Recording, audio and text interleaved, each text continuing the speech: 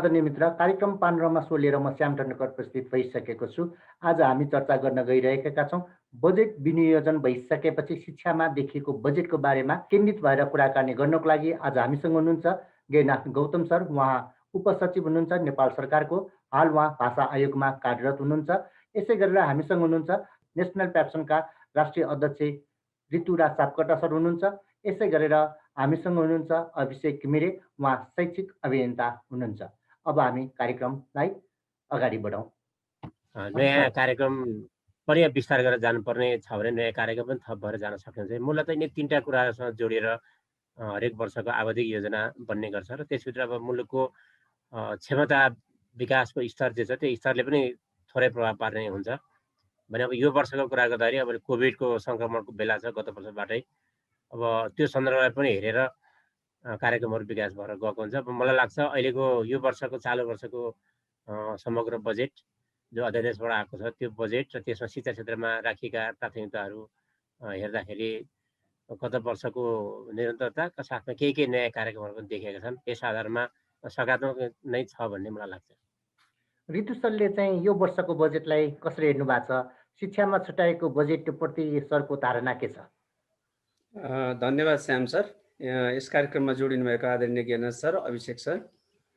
अब बजेटको प्रसङ्ग ल्याउनु भयो। यस वर्ष असाध्यै असहज परिस्थिति, विषम परिस्थिति भनौँ। अर्थमन्त्रीज्यूले पनि आफ्नो सम्बोधनको क्रममा यो अहिलेको असहजताको बारेमा स्पष्ट भनिसक्नु भएको सन्दर्भमा यो बजेट चाहिँ सबैभन्दा बढी केन्द्रित हुनुपर्ने स्वास्थ्य, विशेष गरेर अहिलेको कोभिडको जुन कहर छ त्यसलाई चाहिँ न्यूनीकरण गर्ने, त्यसको व्यवस्थापन गर्ने, त्यसका उपचारका प्रबन्धहरू मिलाउने कुरामै बढी फोकस हुनुपर्ने कुरामा कसैको पनि फरक मत छ जस्तो मलाई लाग्दैन। र यस वर्ष यो विषम परिस्थितिका बीच आएको बजेटमा धेरै ठुलो अपेक्षा पनि मैले चाहिँ पर्सनली गरेको थिइनँ। धेरै ठुलो अपेक्षा राख्न पनि सान्दर्भिक हुँदैन थियो। र अहिले गेनाथ सरले भन्नुभयो जस्तो यो नियमित प्रक्रियामा आउने अर्थमन्त्रीजीले प्रस्तुत गर्नुभयो। कार्यान्वयनको पाटो छँदैछ, कार्यान्वयन हुँदै जाला। कार्यान्वयन गर्ने एउटा कन्भिक्सन लिएर नै सरकारले कुनै पनि कार्यक्रम ल्याएको हुन्छ। त कुनै कार्यक्रम ल्याउँदै गर्दा त्यसमा अनावश्यक फेरि हामीले हुन्छ र भनेर सोच्न थाल्यौँ भने त्यो झन् हुँदैन। त्यसले गर्दा हुन्छ भन्ने सकारात्मक सोचका साथ हामीले के गर्न सक्छौँ, सरकारले ल्याएका राम्रा कार्यक्रमहरूमा हाम्रो सकारात्मक योगदान के हुन सक्छ भन्ने कोणबाट हामी छलफल गर्छौँ, छलफल गरि नै राखेका छौँ। र दुईवटा मैले अन्य सार्वजनिक विद्यालय सुधारका कार्यक्रमलाई जोडिएर आएका विषयहरूमा मैले बोलिने अभिषेक सर हुनुहुन्छ अनि सरकारकै प्रतिनिधि हुनुहुन्छ यहाँ। मैले त्यस विषयमा जोडिनँ, तर हाम्रै विशेष गरेर संस्थागत विद्यालयहरूको हकमा, निजी विद्यालयको हकमा चाहिँ केही राम्रा कुराहरू पनि आएका छन्, केही राम्रा कुराहरू सम्बोधन भएका छन्। त्यसमा जुन विद्यालय नर्सको कार्यक्रम, यद्यपि त्यसमा फेरि निजी विद्यालयलाई छुट्याइन्छ कि भन्ने चाहिँ आशंका छँदैछ। त विद्यालय नर्स कार्यक्रम ठिक हो, सक्षम विद्यालयले नर्सलाई राख्नु पनि होला। सक्षम नभएका संस्थागत विद्यालयले के गर्ने त? छुट्टै दरबन्दी दिएर एउटा नर्सलाई राख्न सक्ने स्थिति नहुन पनि सक्छ। त्यो स्थितिमा चाहिँ एउटा 2-3वटा विद्यालयको लागि एउटा स्थानीय सरकारको समन्वयमा राख्न सक्ने हुन्छ कि? कार्यक्रम आयो, अब कार्यक्रमलाई कार्यान्वयन कसरी जान्छ, तर यो आवश्यकता हो। त्यसैसँग जोडिएको एउटा बालबालिकाको भर्ना सँगसँगै भर्ना हुने बेलामा नै जुन आँखाको आई स्क्रिनिङको र कानको समेत, किनभने श्रवण शक्तिका कुरा अनि देख्ने कुरा, दृष्टिका कुराहरू चाहिँ असाध्यै पठन पाठन प्रक्रियामा असाध्यै आवश्यक कुरा भएको कारणले गर्दाखेरि त्यो दुईवटाको चाहिँ स्क्रिनिङ गर्ने कुरा पनि असाध्यै राम्ररी आएको छ। यद्यपि हामीले त 3वटा जिल्लामा पाइलट प्रोजेक्टका रूपमा गत 2 वर्ष अगाडिदेखि नै 3वटा जिल्लामा सुरु गरेका छौँ। आई स्क्रिनिङ नगरिकन बालबालिकालाई भर्नामा नलिने, बालबालिका भर्ना गर्नुभन्दा अगाडि आईको दृष्टि स्वास्थ्यको विषयमा चाहिँ कम्तीमा विद्यालयको म्यानेजमेन्ट, अभिभावकहरू चाहिँ जानकार हुनुहोस् भनेर हामीले ल्याएको कुरा अहिले पनि यसमा आएको छ, समाहित भएर आएको छ। यो असाध्यै राम्रो कुरा हो। अब यसैको बिचमा केही कुराहरू अब मैले अघि भनिहालेँ, अपेक्षा नगर्दा गर्दै पनि अब अभिभावकबाट आइरहेको विषयमा यसरी आइदिएको भए राम्रै हुन्थ्यो भन्ने लागिराख्या हो। अब विशेष गरेर यो कक्षा 11 अनि त्योभन्दा माथिका बालबालिका विद्यार्थीहरूलाई लक्षित गरेर जुन एउटा यो ऋण सुविधामा 1% त्यो ल्यापटप ल्याउने, वैकल्पिक शिक्षण विधिको प्रवर्धनका लागि ल्यापटप दिने भन्ने कुरा आएको छ। त्यसमा चाहिँ निजी विद्यालयबाट जाने पनि विद्यार्थी नै हो, त्यो विद्यार्थीलाई पनि आखिर ऋण नै हो फेरि त्यसलाई त्योसँग जोडिदिएको भए हुन्थ्यो, त्यसलाई सार्वजनिक भनेर नछुट्याइदिए हुन्थ्यो, त्यो विभाजनको रेखा नराखिदिए भए हुन्थ्यो भन्ने लाग्छ। यद्यपि मैले यसमा अर्को समस्या पनि के देख्छु भने सार्वजनिक सामुदायिक विद्यालयको मात्रै विद्यार्थीहरूलाई दिने भन्दा 10 कक्षासम्म सामुदायिक सार्वजनिकमा पढ्ने कयौँ विद्यार्थीहरू 11-12मा गएर चाहिँ निजीमा पढ्न बाध्य हुनुभएको छ। किनभने जुन रूपमा 10 कक्षासम्म पठन पाठन हुने विद्यालयहरूको सङ्ख्या छ हामीसँग, अथवा विद्यालयहरूसँगको पहुँच बालबालिकामा छ, 11-12मा त्यही पहुँच त छैन। गेना सर यहाँ आउनुहुन्छ, 11 र 12 त देशभरि नै त्यही रूपमा खोल्न सकेका छैनन्। त 11-12को पठन पाठन 10 कक्षासम्म सार्वजनिक विद्यालयमा पढ्नेले पनि 11-12मा चाहिँ निजीमा पढ्नुपर्ने हुन्छ। त्यो स्थितिमा त्यो 80,000को सुविधाबाट अथवा ऋण पाउने सुविधाबाट पनि त्यो चाहिँ वञ्चित हुनुपर्ने भयो। त्यही हाम्रो आग्रह भनेको त सबैभन्दा पहिला सबैको लागि नै होस्, विद्यार्थी भनेर विभेद नगरौँ। ऋण नै हो, ऋण 2 वर्षमा तिर्ने हो। त्यसै कारण जुनसुकै ठाउँमा पढे पनि विद्यार्थीलाई दिने सुविधा भन्ने कुरा, राष्ट्रको ट्रेजेडीबाट दिने कुराहरू चाहिँ यसमा विभेद नगरियोस् भन्ने पनि लाग्छ। अरू आदरणीय सरहरूको कुराहरू पनि सुनौँ। मैले अघि पनि निवेदन गरेँ, धेरै आशा गरेका थिएनौँ। एउटा कुरा अर्थमन्त्रीज्यूलाई केही कुराहरू आफ्ना कुराहरू राख्दा र विशेष गरेर राजस्व विभागले पनि 2-3 चरणमा हामीसँग संवाद र सम्पर्क गरेर हामी बैठकमा बसेका थियौँ। त्यसमा हामीले अलिकति लामो समयदेखि यो रेजिस्ट्रेसनमा भएको, दर्तामा भएको दर्ता शुल्कका कुराहरूलाई थोरै सम्बोधन भएको छ। 10% तिर्यो भने त्यो रिन्यू गर्ने, किनभने अध्यावधिक गर्ने भनेको व्यवस्थित गर्ने कुरा पनि हो। जानेर नजानेर कयौँ विद्यालयहरूले कुनै कागज पुर्याउन नसक्दा कम्पनी रजिस्ट्रारको कार्यालयमा चाहिँ त्यहाँ चाहिँ ठुलो जरिवाना बोक्नु परेको स्थिति छ। यो स्थितिमा यसलाई चाहिँ गरिदिनुपर्छ अर्थमन्त्रीज्यू भन्दा उहाँले सकारात्मक रूपमा लिएर 10% तिरे सबै हुन्छ भन्ने किसिमले पनि थोरै सहज बनाइदिनु भएको छ। अब अरू विषयहरूमा चाहिँ विशेष गरेर अहिलेको यो अप्ठ्यारो परिस्थितिमा बजेटमा पनि सङ्कुचन छ, बजेटको पनि आफ्नै अप्ठ्याराहरू छन्। अनि देशभरि राज्यको ऐन नियमावलीले निर्दिष्ट गरेर खुलेका पर्याप्त सरकारी विद्यालयहरू छन्, अनि त्यसै गरी निजी विद्यालयहरू छन्, संस्थागत विद्यालयहरू छन्। यति हुँदाहुँदै फेरि निजामती कर्मचारीका छोराछोरी भनेर छुट्टै किसिमले त्यो नगर्दा हुन्थ्यो कि नगर्दा, किनभने त्यो ऐनले मलाई त्यो चिन्छ जस्तो लाग्दैन। ऐन नियमावलीले निजामती स्कुल भनेर चिन्छ जस्तो लाग्दैन। यद्यपि सेनाहरूले पनि विद्यालय खोलेको, प्रहरीले पनि खोलेको छ। प्रहरीसम्म मात्रै सीमित राखेको छैन, फेरि सिभिलियनलाई पनि लिएको छ। आर्मी विद्यालयहरूले सिभिलियनलाई पनि लिनु भएको छ उहाँहरूको विद्यालयले पनि। त्यसले गर्दा मैले यो राम्ररी बुझ्न सकेको छैन र मैले त अहिले भर्खर सम्पर्कमै थिएँ आर्मीको त्यो सैनिक स्कुलसँग। उहाँहरूको रेजिस्ट्रेसनको आधार चाहिँ के हुन्छ त? उहाँहरूको रेजिस्ट्रेसन कसरी लिनुभएको हुन्छ त? उहाँहरूको गुठी हो कि उहाँहरूको कम्पनी हो कि अथवा कुन मातहतमा बसेर अथवा कुन राज्यको नियम अन्तर्गत बसेर उहाँहरूले खोल्नु भएको छ? अब यसरी सेग्रिगेट गरेर खोल्दै जाने हो भने त भोलि फेरि इन्जिनियरका लागि स्कुल होला नि, डाक्टरका लागि स्कुल होला नि, अनि आम नागरिकले चाहिँ अझै आफूलाई विभेद भएको महसुस गर्ने हो कि भन्ने लाग्दै गर्दा मैले चाहिँ निजामतीको लागि छुट्टै चाहिन्न होला। देशमा यति विद्यालयहरू छन्, यही भएका विद्यालयलाई बलियो बनाऊ, यही विद्यालयमा भर गरौँ। कर्मचारीहरू, निजामती कर्मचारी पनि राष्ट्रकै हो, विद्यार्थीहरू राष्ट्रकै हुन्, त्यसै कारण पनि विद्यालयहरू पनि राष्ट्रकै हो भन्ने कुरा मैले राख्न चाहेँ। अरू पछि फेरि जोड्नेछु। धन्यवाद सर। हजुर रितु सर, अब म यति बेला अभिषेक सरसँग जोड्न चाहेँ। अभिषेक सर, जस्तो अब यो वर्षको बजेट आइसकेको छ, शिक्षामा देखिएको बजेटको विषयमा सरको धारणा के छ? यसमा दुईटा कुरा छ सर। एउटा व्यक्तिगत रूपमा मैले हेर्नुपर्ने भयो भने, एउटा आम नागरिकको रूपमा हेर्नुपर्ने भयो भने बजेट तारिफ गर्न लायकको छ, धेरैले तारिफ पनि गर्नुभएको छ। यो विषम परिस्थितिमा पनि यतिको आँट गर्न सक्नु, नेपाल सरकारसँग राजस्व उठेको थिएन, स्रोत छैन र पनि यी सबै कुराहरू गर्न सक्छु भन्नु एउटा आँटिलो, एउटा बलियो नेतृत्व भएको लिडरले मात्रै गर्न सक्छ। त्यो पार्टबाट हेर्ने हो भने बडो ठिक छ, आलोचना गर्ने ठाउँ छैन, आलोचना रहित त केही पनि हुँदैन। तर सामुदायिक विद्यालयको सबलीकरणका लागि, रूपान्तरणका लागि अभियान चालिराखेको म एउटा अभियन्ताको रूपमा हेर्ने हो भने यसमा आक्रोश गर्ने मात्रै ठाउँ छ, चित्त बुझाउने कहीँ पनि ठाउँै छैन। अलिकति म र्याडिकल भएर सोच्न थालेको छु आजकल। हामी काम चलाउ काम मात्रै गर्दै जाने कि एउटा युगान्तकारी परिवर्तनका लागि त्यसको कुटकिलो निर्माण गर्दै गर्दै जाने, त्यसको आधार निर्माण गर्दै जाने। यो वर्षलाई मात्र सोच्ने कि यो वर्ष हामीले परिकल्पना गरेका कुराले अबको 25 वर्षलाई पनि पुगोस्, त्यसको प्रभाव त्यहाँ पनि पुगोस् भनेर सोच्ने। यसरी हेर्ने हो भने बजेटमा केही खालका त्रुटिहरू छन्, केही गतिहीनता, बाटो बिराएको, कुहिरोमा हराएको जस्तो खालको स्थिति देखिएको छ। कसरी भनेर भन्नु होला।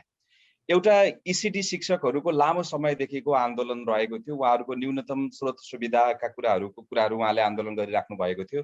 त्यो माग पुरा भएको छ। स्थानीय सरकार पनि सरकार नै हो।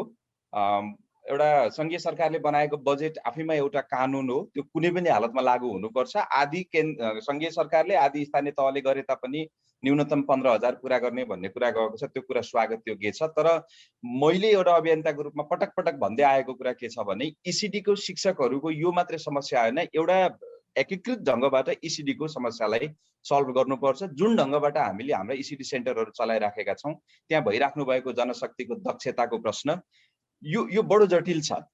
कुनै पनि आधारभूत तहमा कुनै पनि देशले सबैभन्दा धेरै लगानी त्यहाँनिर गर्नुपर्छ भनेर भनिएको छ। सैद्धान्तिक मात्र होइन, यो व्यवहारिक पनि हो। तर अहिले हामीले यो ढङ्गबाट हेर्ने हो भने ठिक छ, समस्यालाई एड्रेस गरिएको छ, तर यसरी होइन। एउटा एज अ होल कम्पोनेन्टमा चाहिँ इसिडीलाई टोटल यसलाई ट्रान्सफर्म नै गर्ने गरी काम गर्नु पर्थ्यो। अब अहिले यो कुरालाई समाहित हुन सकिराखेको छैन। एउटा कुरा त्यहाँनिर यो आलोचना गर्ने कुरा होइन, यसो भएको भए हुन्थ्यो भन्ने कुरा हो। विगतमा हुँदाखेरि मान्य गिरिराजमणि पोखरेलज्यूसँग पनि पटक पटक कुरा गरेको हो। उहाँले प्रयास पनि गर्नुभएको थियो, पछि फाइल पनि कता हरायो भनेर भन्नुभएको थियो। अहिले केही मात्रामा एड्रेस भएर आएको छ। यो एउटा पाटो मैले कुरा गरेँ। दोस्रो कुरा गरिएको छ, जस्तो अघि त्यो हामीले सामुदायिक विद्यालयको 3 वर्षभित्रमा भौतिक सुधार गरिसक्ने भनेर भन्नुभएको छ। 3 वर्षभित्रमा भौतिक सुधार गर्ने भन्ने कुरा लक्ष्य होइन। यो एउटा कुनै चिज फालिएको, आश्वासन फालिएको हो। के कुरालाई सुधार गर्ने, कति कुरालाई सुधार गर्ने, मैले केही समय अगाडि पनि लेखेको थिएँ। अहिले हामीले हाम्रो ढङ्गबाट जुन खालको सुधार गरिराखेका छौँ, एउटा कोठाको भवन बनाइदिएको छ, एउटा टोयलेट बनाइदिएको छ, एउटा के बनाइदिएको छौँ। तपाईँले एउटा स्कुलको भवन हेर्नुहोस् त, सानो सानो त्यो मैले यो शब्द मैले प्रयोग गर्न हुँदैन, चियानघारी जस्तो टुक्रा टुक्रा टुक्रा टुक्रा टुक्रा टुक्रा छ। एउटा एकीकृत योजना बनाएर जान सकिँदैन। एकजनाले पहुँचवालाले एउटा भवन माग्नुहुन्छ, 15 लाख भनेर दिनुभएको छ। त्यो अब भइराखेको पुरानो भवनलाई भत्काएर नयाँ बनाउनुहुन्छ, फेरि अर्कोलाई भत्काएर अर्को भगै यही छ। अहिले पनि हामी धेरै विद्यालयसँग नजिकबाट जोडिराखेका छौँ। होइन, तपाईँले एकैपटक योजना बनाएर माग गर्न मिल्दैन। सर, यो के गर्नु भएको? यो टुक्रा टुक्रा बनाएर तपाईँले कहिले सक्नुहुन्छ? राज्यको यति ठुलो लगानी भइराखेको छ कि त्यो टुक्रा टुक्रा बनाउँदै गर्दाखेरि हिजो एउटा भवन भइराखेको थियो, त्यो पुगेन भनेर अर्को बनायो। अब त्यो पनि अर्को तल थप्ने गरी बनाउने गरेको त्यो एउटा आधार बनाएर जाने पर्थ्यो। मैले भन्न खोजेको कुरा के छ भने बरु यसपालि यो 3 वर्षभित्रमा सबै विद्यालयहरूको चाहिँ भौतिक निर्माण गर्ने भन्नुको साटो नेपालभरिका सामुदायिक विद्यालयहरूको सर्वेक्षण गरौँ र ती विद्यालयहरूलाई त्यो ठाउँमा कसरी सुधार र विकास गर्न सकिन्छ भन्ने विषयको एउटा गुरु योजना बनाऊ।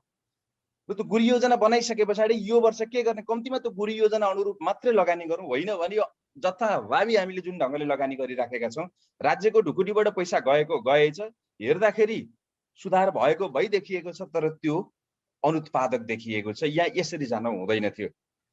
होइन, एउटा लङ कम्पोनेन्टमा एउटा लङ भिजन राखेर सोचेर मात्रै त्यहाँ जानु पर्थ्यो भन्ने कुरा त्यहाँनिर राखिएको छ। अर्को कुरा, सामुदायिक विद्यालय भनेको गरिब विपन्न बालबालिका पढ्ने विद्यालय। ती विद्यालयहरूको सुधार गर्छन् होला। यो सरकारले चाहिँ अलिकति केही स्टेप चाल्न सक्छ कि, चुनावमा जानु पनि थियो, जनतालाई अलिकति कन्भिन्स गर्न भए तापनि हामीले केही न केही गर्छौँ कि भनेर चाहिँ अब बजेट आउला भन्ने लागेको छ। निजामती तहका कर्मचारीको लागि छुट्टै विद्यालय खोल्ने भनेर भन्नु, मैले कहाँसँग तुलना गरेँ भने हिजो राणाहरूले जनताका छोराछोरीसँग हाम्रा छोराछोरी पढाउन हुँदैन, हाम्रो हैसियत अलिक उपल्लो हो, हाम्रो हैसियत अलिक माथिल्लो हो, त्यसकारण राणाका छोराछोरीका लागि मात्रै भनेर छुट्टै विद्यालय खोल्ने भन्ने जुन परिकल्पना गरे जस्तै अहिले पनि ठ्याक्कै त्यस्तै भयो। यो तत्काल सुन्नको लागि एउटा निजामतीको जुन छ, उहाँहरूको विरुद्धमा मैले गरेको होइन। ठिक छ, त्यो हुनु पर्थ्यो होला अथवा के हुन्थ्यो होला भन्ने कुरा। तर आज जुन वर्गीय विभेदका कुरा हामीले गरिराखेका छौँ, वर्गीय खाडलको कुरा गरिरहेका छौँ, निजामतीका मात्रै छोराछोरी एक ठाउँमा त्यहाँनिर गएर पढ्दै गर्दाखेरि उनीहरूको सामाजिक मनोविज्ञानका कुराहरू, त्यो भोलि सोसल एडजस्टमेन्टका फ्याक्टरका कुराहरू हेर्नुहोस् त, हानिकारक त्यहाँ पनि छ। अर्को एउटा कुरा के छ भने भएका बिग्रिएका कुरालाई सपार्ने कुरा छोडेर बिल्कुल अब म नयाँ बनाउँछु भनेर त्यतापट्टिबाट लाग्नु त्यो ठिक होइन। त्यो गरिएको छ। दोस्रो कुरा भयो। अर्को, सामुदायिक विद्यालयका शिक्षकहरूलाई मात्रै भन्न खोजेको थिएन मैले, निजी विद्यालयका शिक्षक पनि शिक्षक हुन्। एज अ होल कम्पोनेन्टमा शिक्षकै नै हामीले एड्रेस गर्ने गरी शिक्षकका लागि अरू धेरै विषयवस्तुहरू आउनु पर्थ्यो। निजामती हिजो धेरैजना साथीहरू लेखिराख्नु भएको छ, बेकारमा मैले यो शिक्षण सेवाको शिक्षा सेवा आयोगको गरेँ, यो बेलामा मैले लोकसेवाको आयोगको गरेको परीक्षाको तयारी गरेको भए मैले धेरै जित्थेँ होला भन्ने खालको आक्रोश धेरैले देखिराख्नु भएको छ। हामीले शिक्षाको गुणस्तरको कुरा गर्दै गर्दा शिक्षकको मनोविज्ञानको, उहाँको मनोभावनाको, उहाँलाई उत्साहित बनाउने कुरालाई पनि सोच्नु पर्थ्यो। अहिलेको बजेटले शिक्षकलाई निरुत्साहित बनाएको छ। अरू धेरै त्यस्ता खालका फ्याक्टरहरू छन्। मैले अघि पनि भने आलोचना गर्ने फ्याक्टर होइनन्, यिनीहरूलाई यसरी लान सकिन्छ भन्ने हिसाबले मैले भनेको।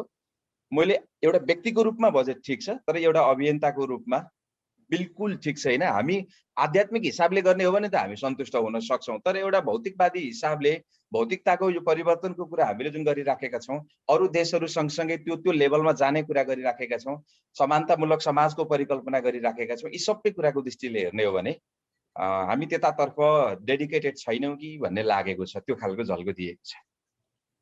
अभिषेक सर, म यहाँसँग फेरि जोडिनेछु। गेना सर, जस्तो अब चाहिँ जुन अभिषेक सरले नै उठाउनु भयो र बजेटमा पनि त्यो देखियो, जस्तो अब चाहिँ शिक्षक र अब चाहिँ निजामती कर्मचारी बिचको चाहिँ एउटा विभेद भयो भन्ने खालको कुराहरू पनि व्यापक रूपमा आयो। सरले यसलाई चाहिँ कसरी हेर्नु भएको छ र चाहिँ निजामती सरह चाहिँ हुनुपर्छ भन्ने माग पनि धेरै सुनिएको छ होइन सर? यसमा चाहिँ गेना सरको धारणा के छ सर?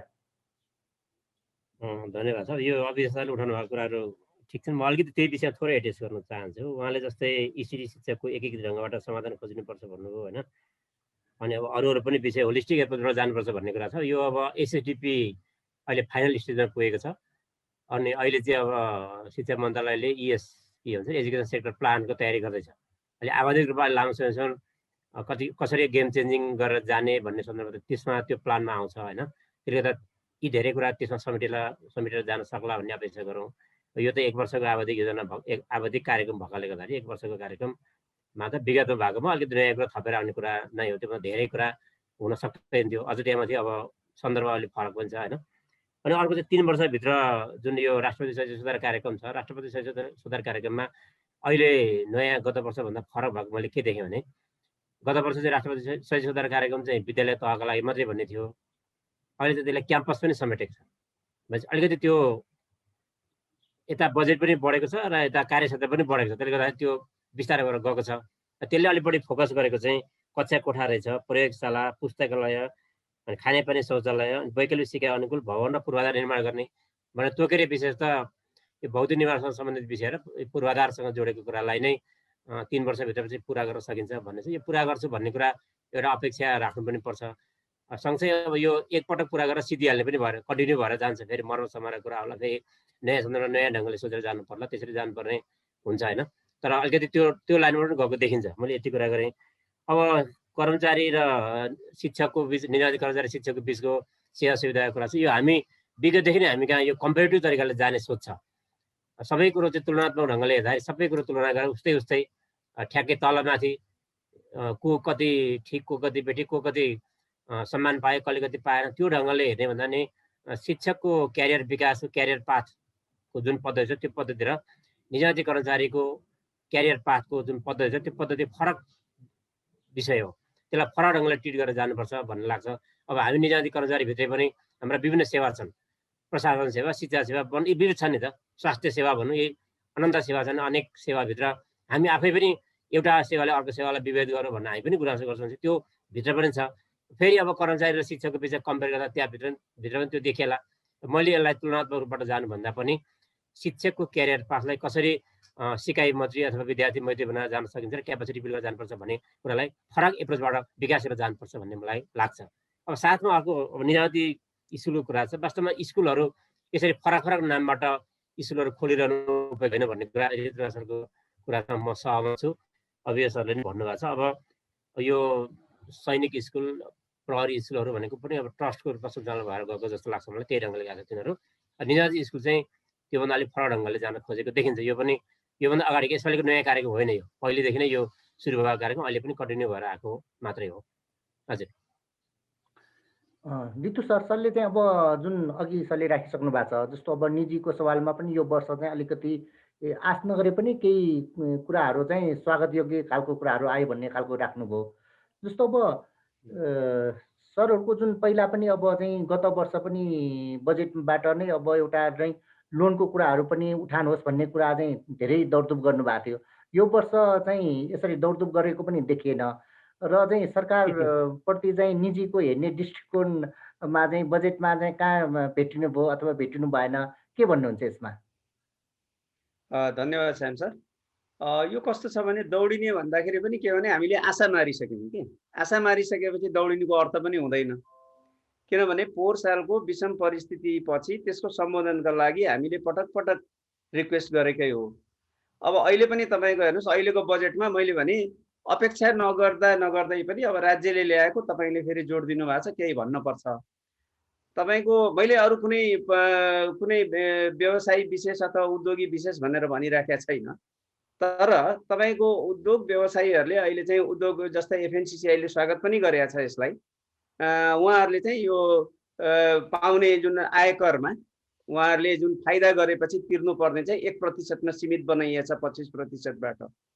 अब मैले बुझ्न नसकेका चाहिँ कुरो के हो भने यदि यो अति प्रभावित हो भने त्यो फाइदा हुनुहुन्न थियो। फाइदा हुने ठाउँ पनि कहीँ अति प्रभावित हुन्छ, मैले नबुझेँ। यदि फाइदा भइरहेछ भने त्यो त अति प्रभावित होइन पक्कै पनि। अनि यदि फाइदामा चाहिँ 1% ल्याउनु पर्ने कारण कसरी पर्यो त्यो बुझिएन।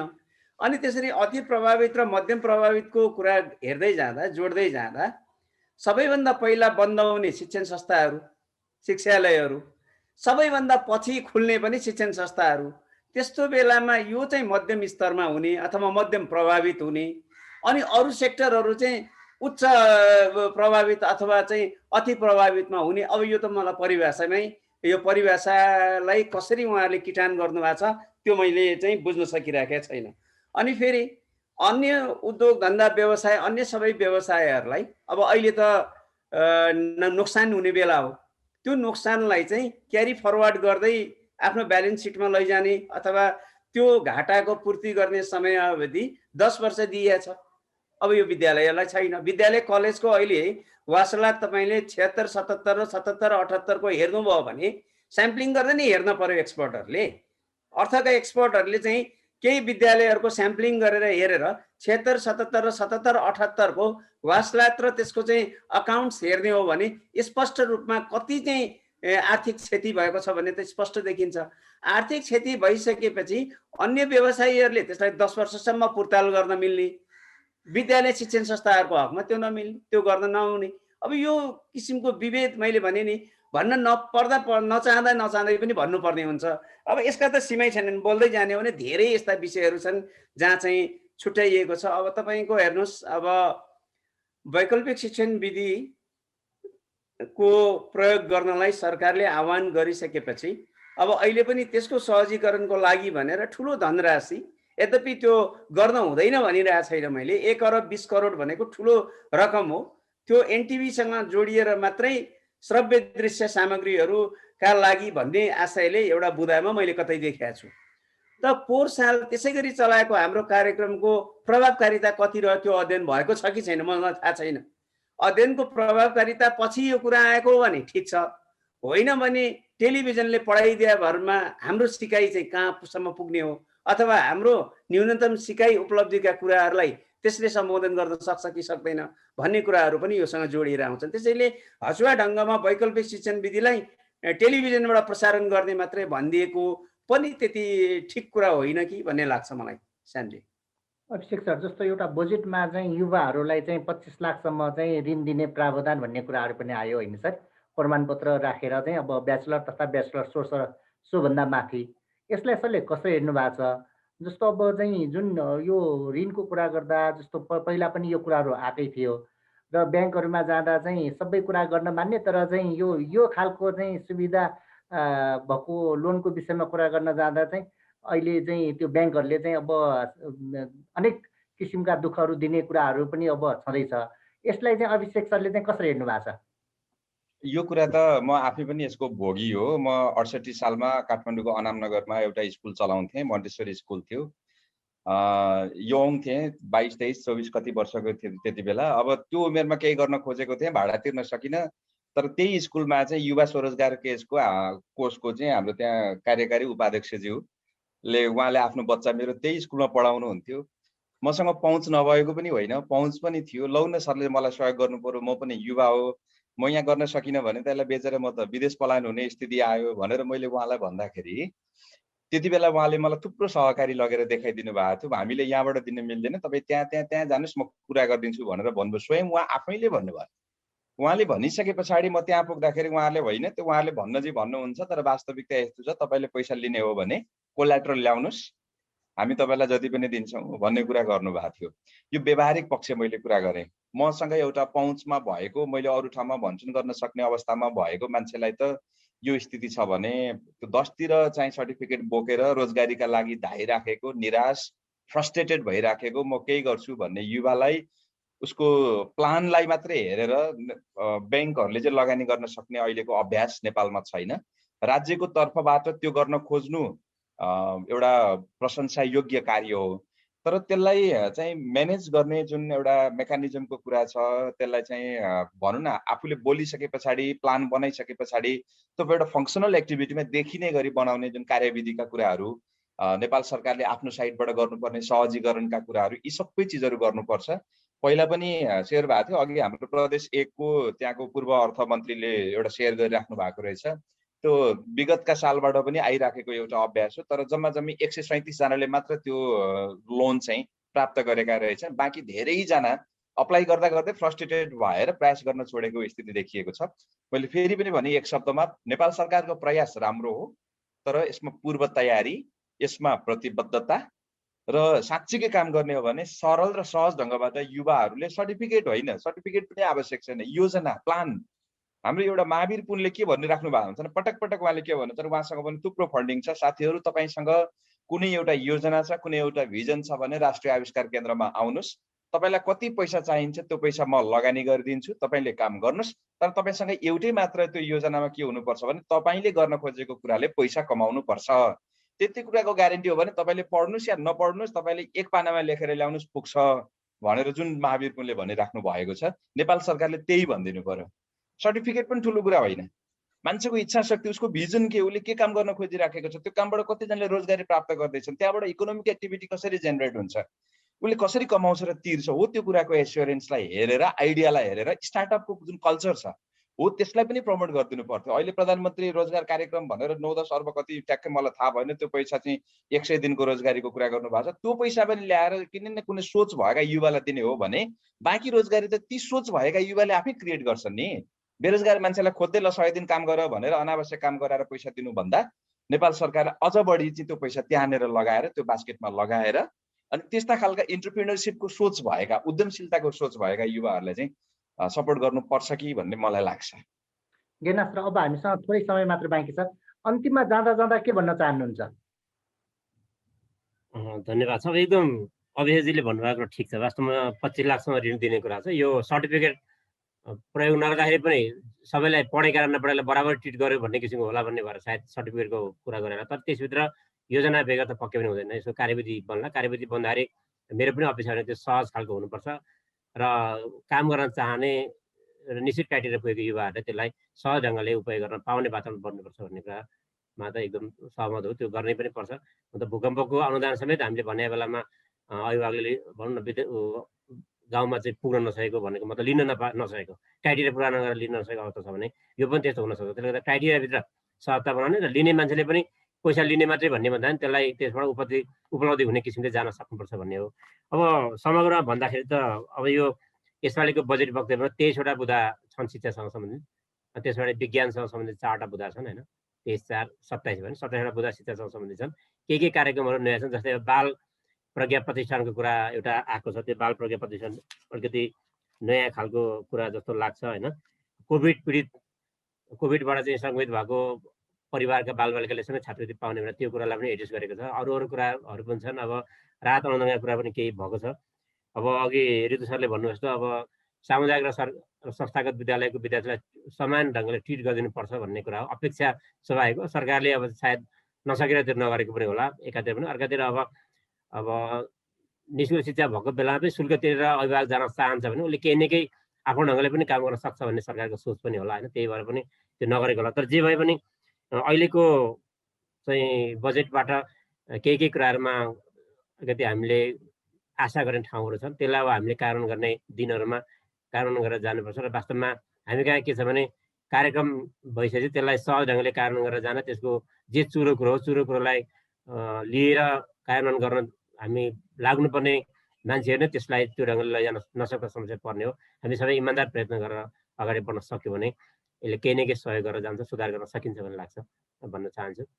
हजुर धन्यवाद गेना सर। रितु सर, छोटोमा भन्नु सर, अब यो अन्तिममा जाँदा जाँदा शिक्षा बजेटलाई बारेमा छोटो रूपमा भन्नुपर्दा अन्तिममा के भन्नुहुन्छ? शिक्षामा भएको जुन बजेटको व्यवस्था छ त्यसमा चाहिँ अब अहिले फेरि शिक्षाका सरोकारहरूले अब त्यसलाई अहिले त मन्त्रीज्यू सरको म्युट भयो सर, रितु सर म्युट भयो।